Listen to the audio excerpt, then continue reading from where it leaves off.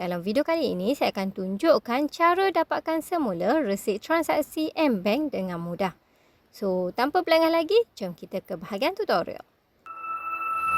Hai semua, Assalamualaikum. Selamat kembali ke channel PI Tutorial. Step pertama, anda kena buka aplikasi M-Online di telefon anda. Seterusnya, anda scroll ke bahagian bawah sehinggalah anda jumpa bahagian Recent M-Online Transaction. Klik dekat bahagian Tap to View. Lepas tu, anda akan dibawa ke paparan log masuk M-Bank Online Banking. Jadi, dekat sini anda masukkan password anda. Seterusnya, anda klik Login Now. Setelah berjaya log masuk, anda scroll ke bahagian bawah dan di bahagian Recent M-Online Transaction ini, anda boleh klik pada transaction yang anda nak dapatkan semula resit transaksi. Boleh klik pada transaction yang anda nak dapatkan semula resit transaksi.